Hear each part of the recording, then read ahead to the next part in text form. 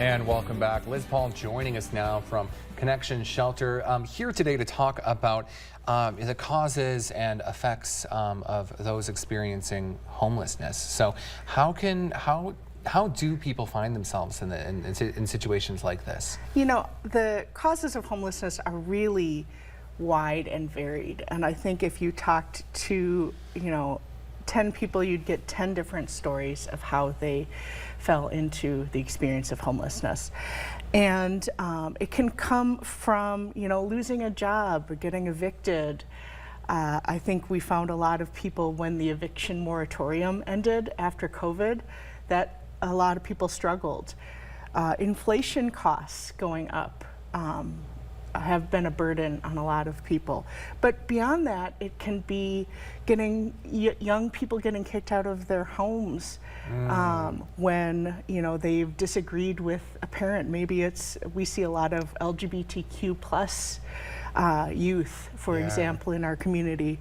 And so what are some of the misconceptions about homelessness that are out there? There are a lot. I think the biggest misconception is that homeless people are somehow lazy or that they don't work. Actually, over half of our shelter guests have jobs. I think that's something people don't expect.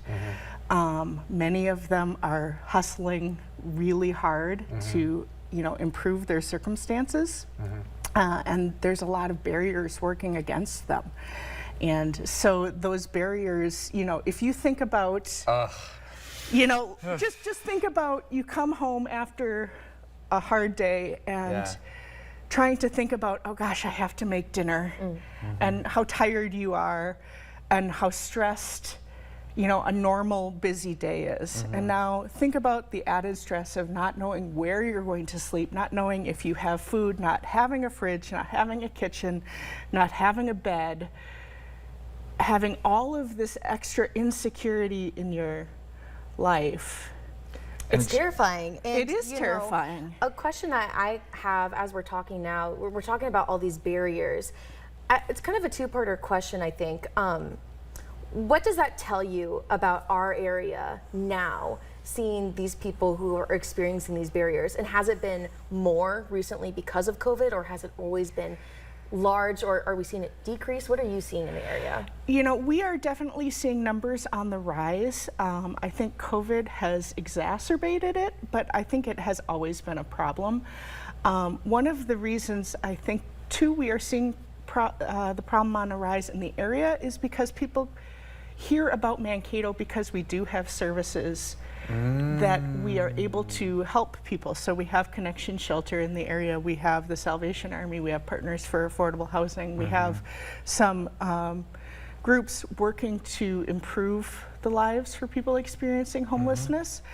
And so people often come here. We get people from as far away as, North Carolina, Texas, this Twin Cities, come here. And sometimes they're passing through and sometimes they stay. A lot of times people who are experiencing homelessness can be kind of transient and they bounce from place to place trying to find services and the place where they can, finally get out of the system.